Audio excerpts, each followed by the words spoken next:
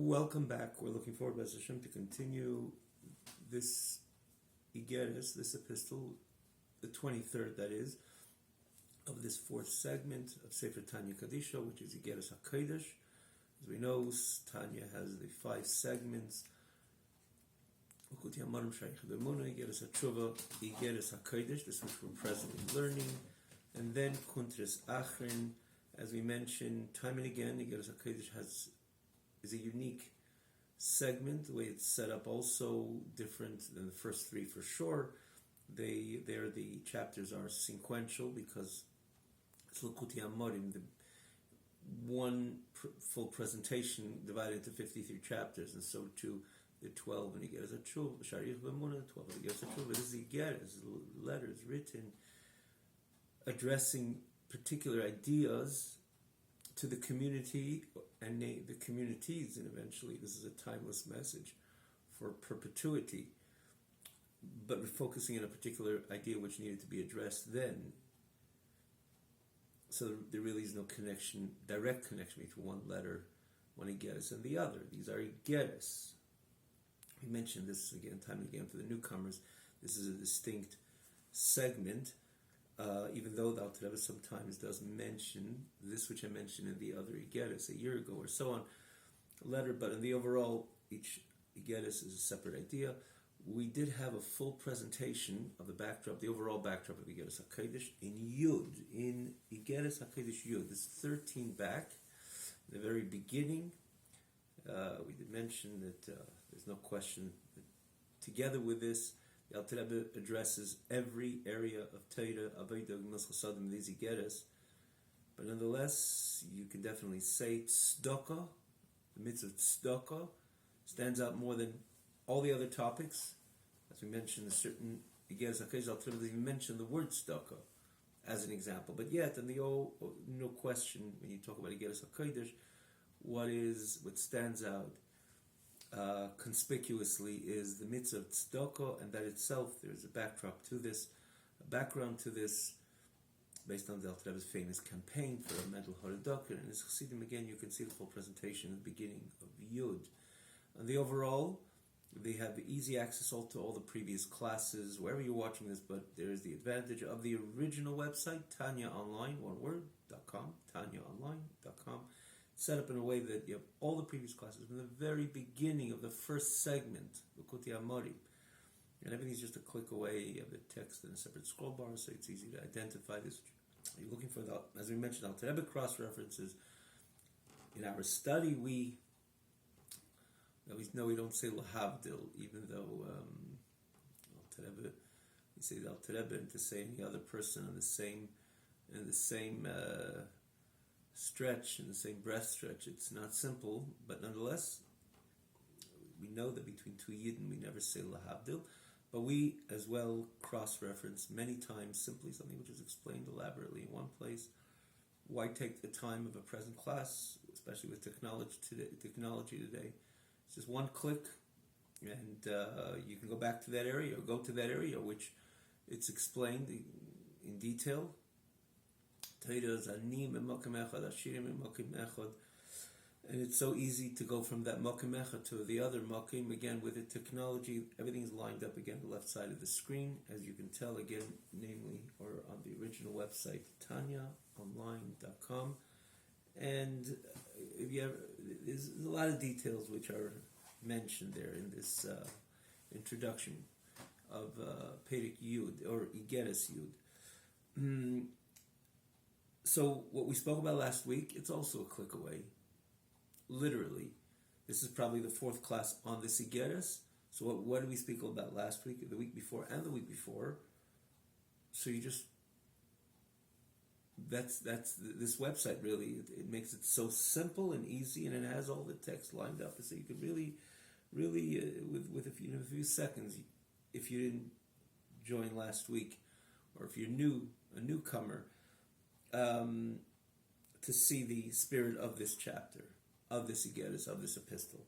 So basically, the Alter Rebbe brings the Maimer Chazal in the very beginning. That's how he begins, towards the beginning of this Igeres, Asara Sheyeshvim V'Eskim B'Teira, 10 people sit and occupy themselves in Torah, Shechina Shrei B'Neim, the divine presence, dwells among them.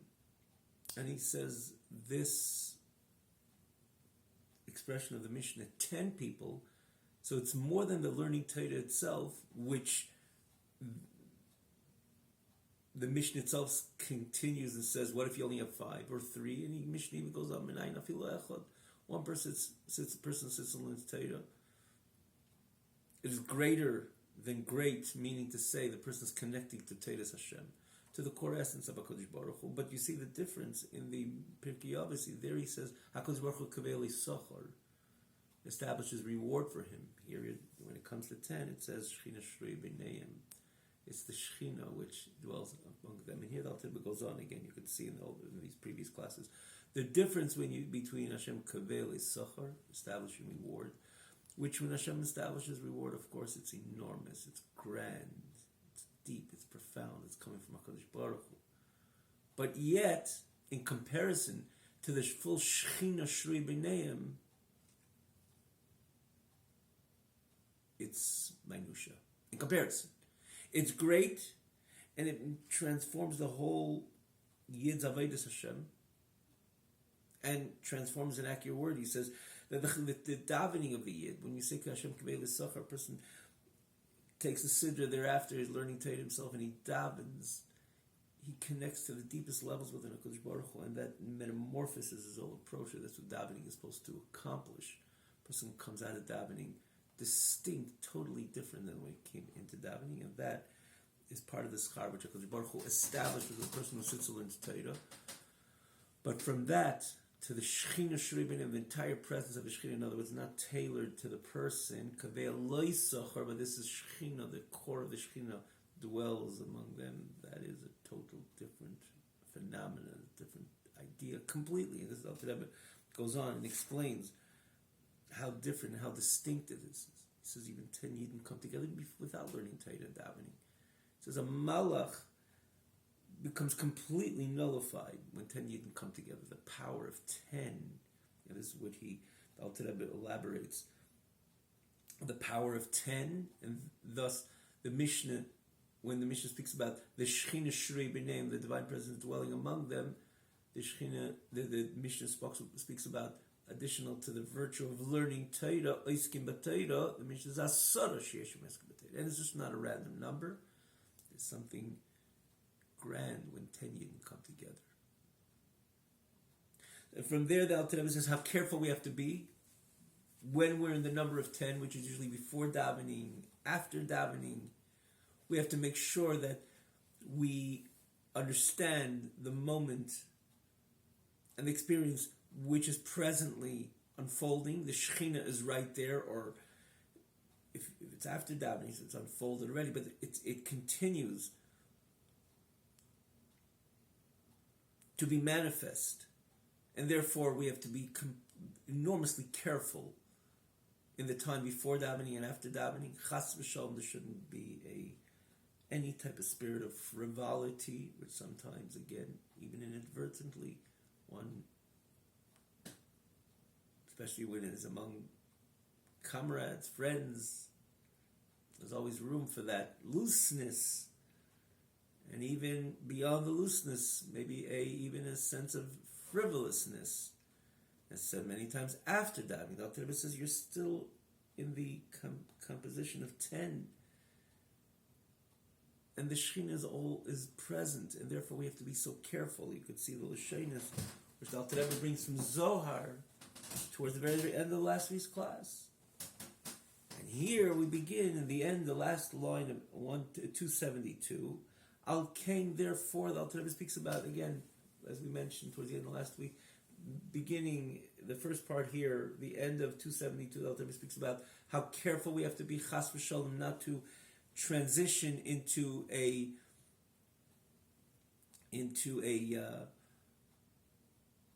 spirit. The 10, the gathering of 10 should not transition from davening or learning Torah to a spirit of looseness, frivolity, and so on. But then here, Al Kain, today's class, Alter Rebbe begins the positive dimension. In other words, positive dimension.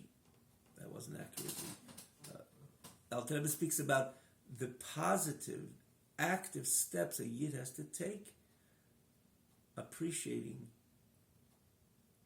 the state which he's in at the time. He's part of the minyan.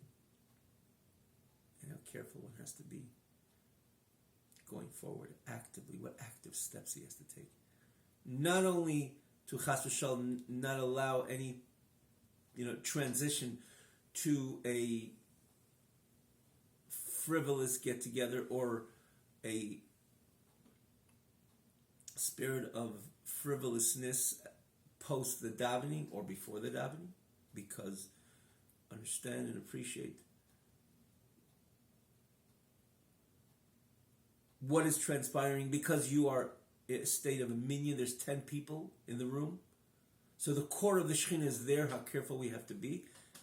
Then on the active side, okay, and therefore Ahuvei Achei V'Rei, my beloved, my friends, my brothers rather, my friends. How poetically and how lovingly the Alter Rebbe talks to his people, to his chassidim, and at the end of the day, to all Anash, and the end of the day, to all of every one of the member of Am Yisrael. You are my beloved. You're my brothers. You're my dear friends. And remember, the Alter Rebbe is the one writing this. Alter Rebbe was emes la'amitei. So it's not just, let's try to pass on the message and I'll begin with something a little more inviting. That's not when you talk about Kodesh Kadoshim and Alter Rebbe. The Alter Rebbe says, Ahuvei Achei V'Rei, means to say every Yid who learns the Sigeres, or for that matter, every Yid in general, is an Ohuv by the Alter Rebbe. He's an Ach, a brother by the Alter Rebbe. A Reya, a friend of the Alter Rebbe. And that's very telling. Al notrei aragdelo hazais, don't cause this negative, literally translates this evil, this bad stuff, grandra, to chas v'shalom unfold, utnu kovid l'Hashem elokeichem, and give honor to Hashem your God, b'terem yechshach, before it becomes dark. What does it mean before it becomes dark? So Alter Rebbe says, b'mincha l'mayrim. Even though if you see over here, the Alter Rebbe speaks about, I don't know if he was alluding to this, but if you see basically what he said before, how careful we have to be. We don't wait till chas v'shalom anything becomes dark. We're on the onset. We're aware, and we maintain that awareness, and we're careful, because if we're in a state of asara miYisrael, we're going to do things right on the onset, not chas v'shalom bring kol no l'shchina, shame to the Shechina, which is right now in its full presence and full manifestation. And to rebel into that Shechina, God forbid it, we could only imagine. And therefore, b'terem yechshach, let's be wise on the onset, even though the simple idea is b'terem yechshach, before it becomes dark, which is mincha l'mayrim. But I say this because the Alter Rebbe said, don't allow the negatives, chas v'shalom, to be able to unfold. That's why the Alter Rebbe doesn't just start, he says, you're playing with something very sensitive. The divine presence is among you. The Melech Malchei Amlach HaKadosh Baruch Hu, the King of all kings, and we know when we stand in front of the King, the smallest gesture which would chas v'shalom be something which would gesture that there's not adequate respect to the King, that could be quite unwise and dangerous. And therefore the Alter Rebbe says, Al not torei ora g'dela, don't chas v'shalom be a cause for anything negative to unfold. And give honor to Hashem your God. The terem yechshach again literally means b'mincha ma'ariv, between mincha and ma'ariv, kol yimei sachel, every single weekday. Lilmeid ba'asoro pnimis ha'teira, to learn Torah in general. And within Torah, pnimis ha'teira, the inner work, the esoteric part of Torah, which we know when we say esoteric part of Torah is Zohar, Chassidus, but Zohar we don't have that type of clarity that we have when we learn Nigla Torah, but that's why we have Chassidus. Chassidus takes the deepest parts of Torah and makes it accessible. Maybe Chassidus Chabad makes it accessible to the human intellect. That's why it's called Chassidus Chabad. But it's not only that. We know within Nigla itself, we know we have the Nigla, the Halacha, Yobin Gemara Shnai Mechsim Batalis, the people holding a talis. Someone says, I found it, the other says, I found it. And the halacha between the whole Gemara is all about these halachas, which eventually would be codified famously by the Rambam and thereafter. But then there's parts of Torah itself within Gemara, within the Torah, within the Talmud. They are called the secrets of Torah. And this is the compilation, namely, of the Ein Yaakov, famously. And when you go to the good old shul, you would see the 10 people sitting around, and the Rav is learning Ein Yaakov with them. Because it's Gemara, but it's a more lighter Gemara, and also there's a lot of practical suggestions that one would and should incorporate into the life, which makes them a better person and a better yid. When again, anybody follows Ein Yaakov, the sweet studies which we glean and extrapolate from these beautiful this beautiful study. So this is called Sodos HaTorah, the secrets of Torah, which is again, from a certain perspective, a point of view, in comparison, in the face of vis-a-vis the Nigla Torah, this would be called Sodos HaTorah. Says the Alter Rebbe, not only to learn, but basar. There's something so enormously virtuous when 10 people are learning. 10 people are getting together. They're based on everything that I've explained in this chapter. See the previous classes. It's a click away. So every single weekday to sit and learn with these 10 Pnimis HaTorah, the inner workings of Torah, Agoda, which is in the Sefer Ein Yaakov, as we just mentioned. They say this HaTorah knows about the most of the secrets of Torah is hidden in this part of Talmud is Agoda of Talmud, and compiled in the Sefer of Ein Yaakov as we know it. And when we learn the Sefer HaTorah, we know the Sefer HaTorah is the energy to be mechaper of an Yisrael Shalom. Wow, that's a big bonus. You're not only learning Torah, you're learning Primus HaTorah. But Primus HaTorah is mechaper, atones for the sins of man. Like it says, B'Kisvei Harizal, it's explained in the Kisvei Harizal, the writings of the Ari HaKodesh, known as the Arizal. And he writes there how learning the secrets of Torah atones for the soul of man, atones the sin of man, that is. And then you learn, when you learn the Ein Yaakov, you see V'Nigla Sheba, this which is the reveal, literally, the reveal, this which is the actual message, besides the fact that it's Pnimis HaTorah and Mechaper Rabbeinu Yisrael Shalom. And it atones for the sin of man, but besides that, there is the information which we're learning, which is the Niglas, the presentation, the information which is presented in this very study. These are the Darkei Hashem She'el B'Ma'odim. These are the ways of Hashem. The man goes in them, which you learn in Yaakov. It's so talking to the human being, namely the Yid, the way he or she is meant to accustom themselves to act, to identify with. And these are the Darkei Hashem, the ways of Hashem that man would go with. That he places suggestions, literally translated, consultations to his soul, which means it contributes to the clear thinking. And to take that and incorporate it into my day-to-day or my entire conduct in godly matters and worldly matters, because that's what Yaakov speaks how a person is conducting. He's meant to conduct himself between man and his fellow friend, man and his workplace, with his work, in his workplace as an example. Interactions, which you look at the Yaakov, you see so much of it, and of course, Mili Dishmayo, in heavenly matters, so much is constantly spilled, so to say. In other words, in with so much enormous information, how one is namely meant to adapt to, which this information speaks about how man conducts himself with his fellow friend, worldly matters, or merely the Shmaya and heavenly matters in his connection with the Almighty, with HaKadosh Baruch Hu. As we know, anybody took a sniff even into Yaakov, which who didn't? You see all this.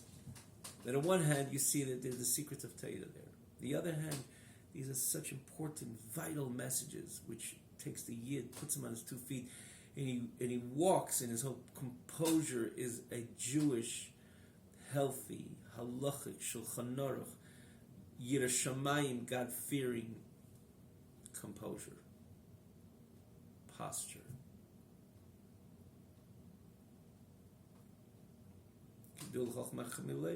Like it's known all to all wise. So that's one study. 10 people. The 10 people is very extremely vital in this message over here. And he says in this study, there should also make sure to study Mat B'Shulchan Aruch Eir Chaim.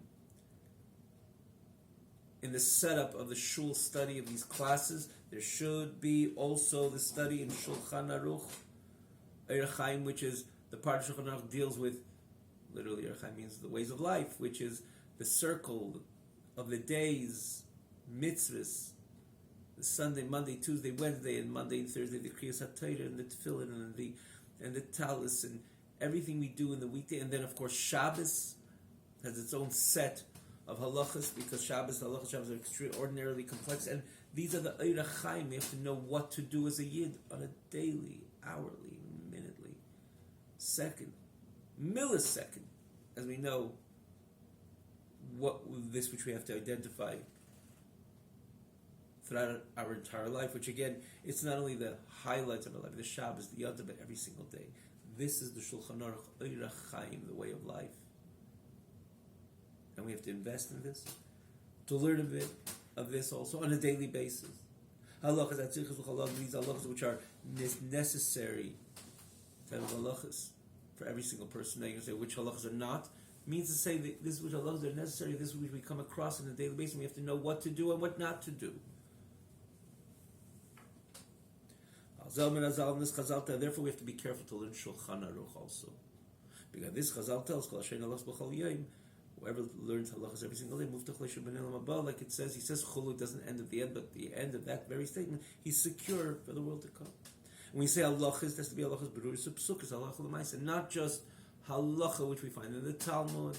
Rabbi Yehuda says so, Chavim say so. Each one is saying their understanding, their appreciation of the halacha. No. We're talking about halachas beruris psukis, this which is written in Shulchan Aruch, written by the Paisik, which of course he gleaned everything from the past poskim, and he wrote halachas psukas abroad, clear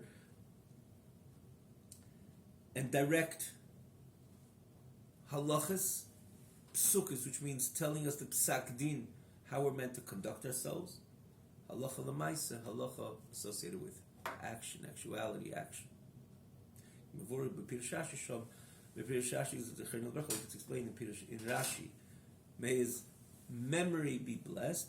Shom there in that Gemara, and he writes there as well that Shabbos Kodesh B'Alei Mincha Shabbos, holy day of Shabbos B'Alei Mincha means prior to Mincha. Let's say your minyan starts, let's say it's 7 o'clock on Shabbos afternoon, to come together before 7 o'clock, let's say 6 o'clock, and do what? And every Shabbos, Yasku B'Chal Shabbos, they should get involved. Not only should just study peripherally these halachas, but get involved, make it your occupation. Because we know the halachas of Shabbos are extraordinarily complex. And the difference of some chas v'shalom doing something right and wrong is, you're always on the border. And chas v'shalom, it's wrong, you're dealing with something very grave, because it's Shabbos. Shabbos of chas v'shalom, something does a malacha, a Torah malacha, advertently, there's capital punishment. All the halachas of Shabbos associated with that gravity, because it's Shabbos, Shabbos Hayyim, Shabbos Lashem Elikecho. And because of that, we know the halachas of Shabbos are very nuanced. And the difference of doing something right and chas v'shalom the opposite is if you don't know what you're doing, if you don't know these halachas, it's so easy to go wrong. And therefore it's important to get together every single Shabbos to learn these halachas. When it comes to Shabbos, there's there's an enormous amount of halachas as we know it. Easy, someone could stumble, chas v'shalom, heaven forbid. And not only stumble in a derabanan, but even isuri kares, even in a prohibition of kares, which is death penalty from above, with skila, which is capital punishment from the actual court, which today we don't have. But it doesn't take away from the gravity of the actual chilul Shabbos, the desecration of Shabbos. We have not to have the court, even though, as the Gemara famously in Saita says, there's always judgment on high.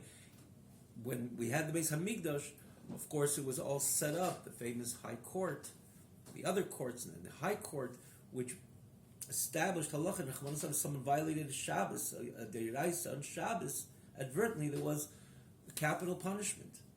So with the fact that we don't have the execution of capital punishment doesn't take away from the gravity of the sin and the gravity of the halachas of Shabbos, and therefore we have to be so careful, so scrupulous in this in the knowledge of these halachas, and therefore every Shabbos to learn before mincha these halachas, because it's a rapsal Shabbos, and it's so easy someone to stumble, and even not only in the rabbanon, even in the kars and the skila.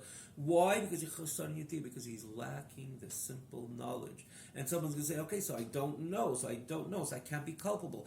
Here you have the famous statement in the Gemara, Shiglas Talmud Elazadin. You're inadvertently not learning is considered an inadvertent violation. Why so? Because you could just sit and learn. Open a Shulchan Aruch and learn. And when 10 people get together, join them and talk about these halachas. Incorporate these halachas in your mind. Engrave them in your mind, in your conscious mind, and in every part of you, so that you chas v'shalom will not stumble. Because to say, "Oh, I didn't know," that doesn't work. Because you learn, you know, and you grow. Shigas Talmud Elazadi. The inadvertently not learning is considered like an inadvertently violation, because you could always learn. And therefore we have to make sure to learn and to be very well acquainted with these halachas. And that is when it comes to deiraisis, biblical violations or mitzvahs within Shabbos. How much more so b'frat b'isur muktzah b'shchichet tuva. How much more so when it comes to the isur of muktzah. We know it's one of the complex halachas in Shabbos, very detailed, very nuanced. Kli shemlach leheter, kli shemlach leisur, something which is not a kli. There's in muktzah machmas chisar and kis as an example. There's all muktzahs, different types of muktzahs which there is, and Shabbos and Yontif and so on. There's hundreds of halachas, and again each halacha is dealt with, and delving into these halachas and gleaning again the crystal clear message. What is halacha regarding this din of muktzah and so on and so forth, and therefore we have to be careful, extra careful when it comes to the rabbanons, namely muktzah, which we encounter throughout the 24 hours of Shabbos, and how careful and knowledgeable we have to be in order to chas v'shalom never violate the shchichet tuva, because this comes around so frequently in a regular Shabbos. And you're going to say, "Told the Rabbanan, no, the famous expression that there's from a certain perspective, point of view, of course, that the Raisa, biblical law is a biblical law. In comparison to the Rabbanan, it's much more grave. But from a certain perspective and point of view, as the Gemara says, more grave is the Rabbanan, the Divrei Sefer, more than Divrei Torah. Whoa! So therefore, we have to be extraordinarily careful to be very knowledgeable in all these dinim of muktzah. And how do you become knowledgeable? Yeah, there's only one way: sit and learn. And when 10 people get together, which was a custom, and again, I remember shul, I've seen it myself, a number of shuls, and today's becoming more and more prevalent. Before mincha, people get together and they study the halachas. What halachas? Erech Chaim. This which we come across on a daily basis, weekly basis, yontif basis, everything which is in the cycle of the year of a yid, starting from the cycle of the day, tefillah, mezuzahs, and so on. This is the Eira Chaim, and of course Shabbos, the Reises, the Rabbanons, Muktzah, and so on. As it says, Chazal tells whoever violates the words of the Chachamim, even a light prohibition of the Chachamim, like someone eats before Ma'ariv, and similar Chayiv Misa, he is obligated, means to say he is culpable to the extent that he deserves the death penalty. Someone violates the most grave Avedas, which Torah is explicit that there's a death penalty for that. Whoa, that's saying so much about the Chachamim. And what did you do? The Chachamim say, don't eat before Ma'ariv. What do you mean, don't eat before Ma'ariv? What, I'm not going to daven Ma'ariv tonight? Yeah, the hard day's work. Your body is tired, and we know that a good bite multiples, many folds over, that tiredness. Therefore, you just say just a few minutes, a little dremel as it's called. Before you know it, you got up. It's after the crack of dawn, right? We know about that because the body is tired, and we don't do this deliberately to chas v'shalom miss a ma'ariv. But that's why the Chacham say, don't do something active that would multiply naturally your tiredness. When a person eats, they become tired. Don't do that, because you might miss Ma'ariv, which is the Kriya Shema is a Deiraisa. So the Chachamim established, do not eat before Ma'ariv. But I'm on top of it.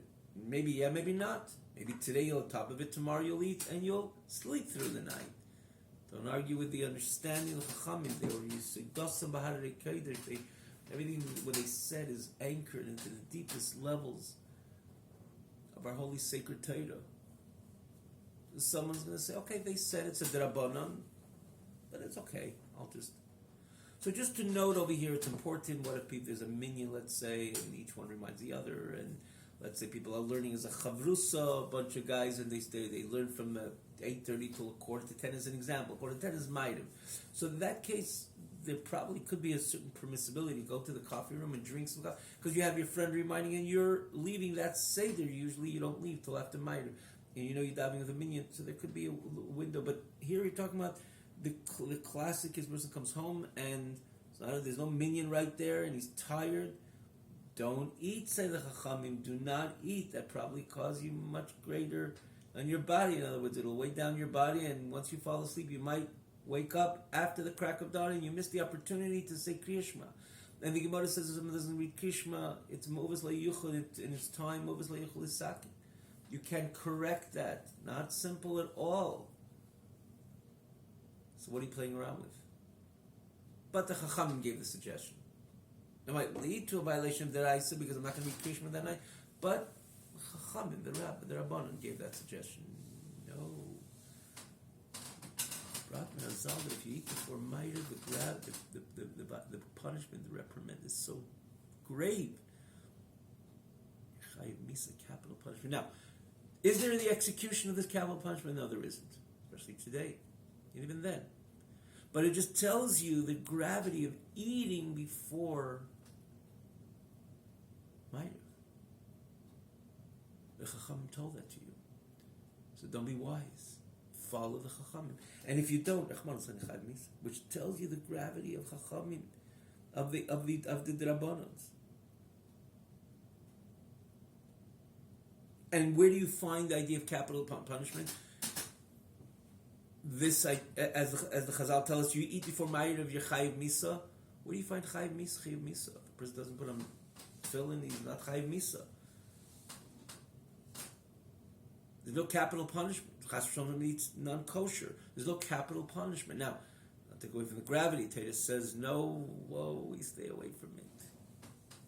For every reason in the world. Hashem is saying no.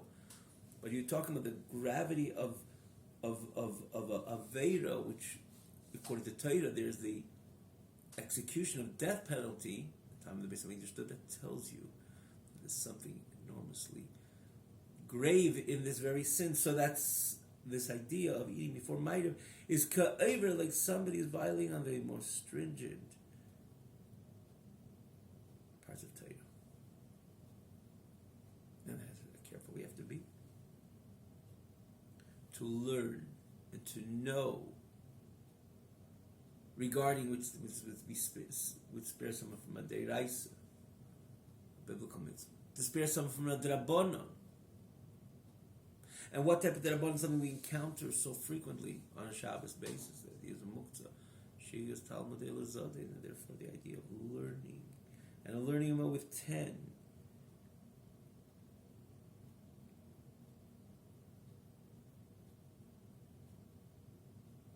And never to say, well, I didn't learn, I don't know. You must learn and know and grow, as we just explained. And therefore, v'chol yachid, every individual, because we know the great virtue of 10 Yidden sitting together, and something out of the ordinary transpires when 10 Yidden, 9 not, 10 yes. 9 not don't have that important energy of the Shechina Shruya Beineim dwelling among them. 10 yes. And therefore, when there is 10, every individual Yafishat Minat Tzibur, when you see 10, do not separate yourself from those who congregated in order to learn Torah, because they're in the number of 10. Even you're not going to schmooze or to do something similar, take a drink. Yeah, I'll sit aside on the side bench and I'll learn Torah, but I'm going to learn something else, another subject. No, 10 people coming together, join them.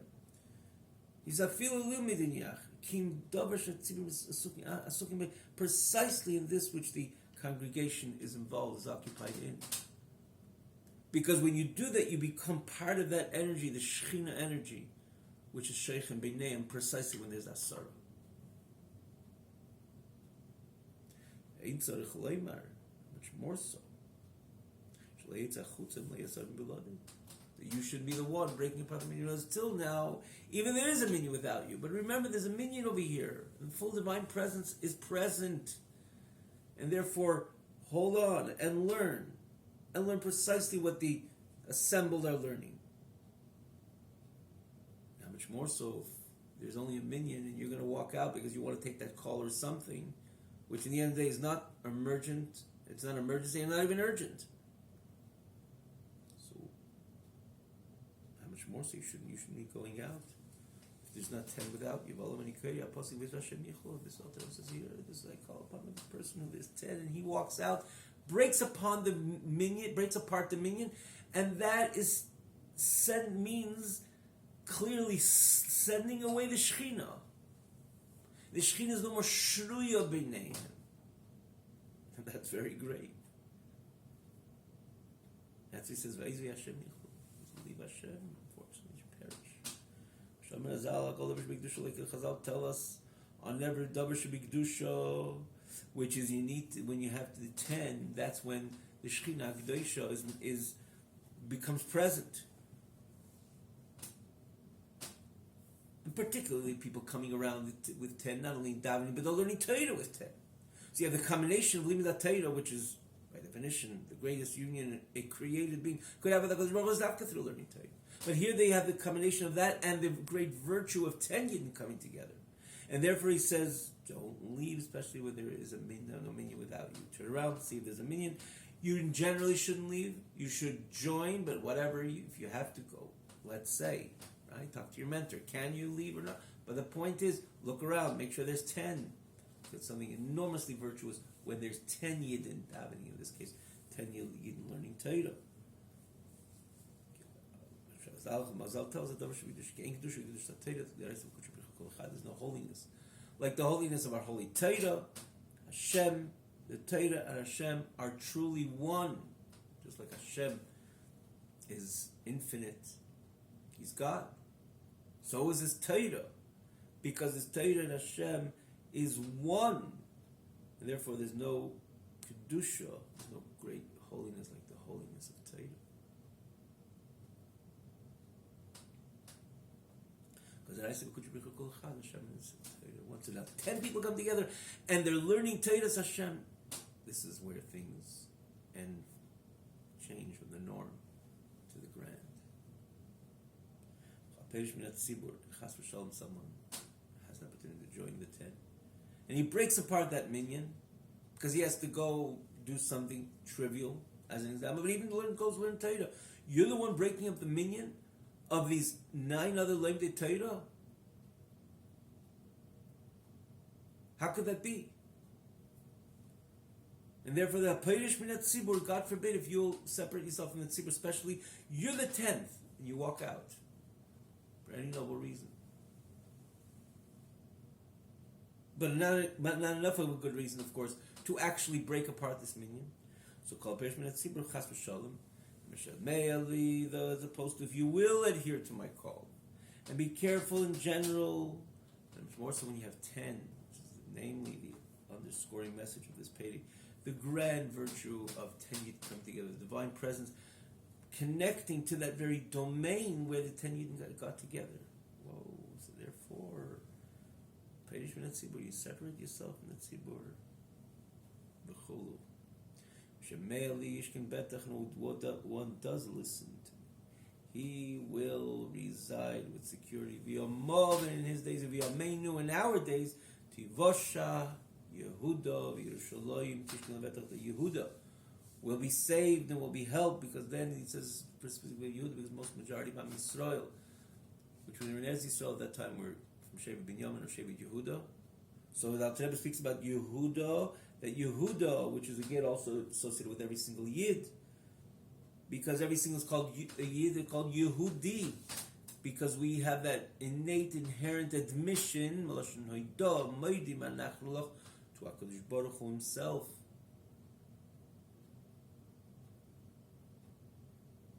And it was very obvious.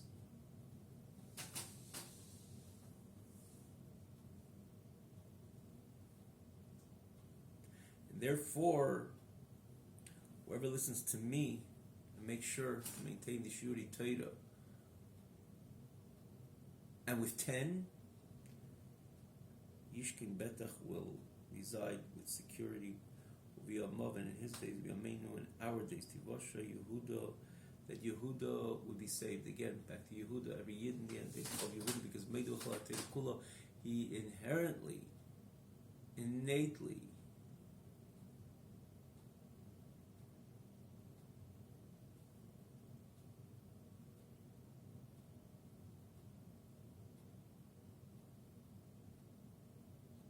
is Meidu HaKadosh Baruch Hu. That's why we're called Yehudim, because we deny in anything which is Avodah Zarah, idolatry, even subtle types of idolatry. Let's explain this. If you're Muslim, if you're Chassidus, a person takes his attention away the presence of HaKadosh Baruch Hu.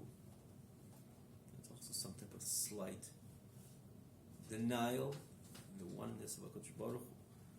That's why, nonetheless, again, there was this the Bashi Yehuda's expression, because most of Am Yisrael then, actually around Yerushalayim and HaKadosh, were from Yehuda. So therefore, that's why Yidden are called Yehudim. So when you listen to the Alter Rebbe, and again, you learn Torah in general, particularly the learning Torah in 10, and more specifically, the joining the Shir of the Ein Yaakov on a daily basis, and joining the Shir of Shabbos afternoon before Mincha, based on what he just explained over here. So if you listen to me, said Alter Rebbe, you will reside with tranquility. Over Yomov, and in his days, the one who adheres to my calling, in our days, Yehuda Yerushalayim will be saved, delivered. Yehuda will be delivered. Yerushalayim Tishkin Levetach. Yerushalayim will be settled, and the residing and the dwelling in Yerushalayim, and Yerushalayim itself will dwell Levetach for eternity. Amen. Kain Yehi Ratzon. I'll tell you conclude with a blessing, because he ends off that in our days, Tvash Yehuda will be delivered, saved. Yerushalayim Tishkin Levetach.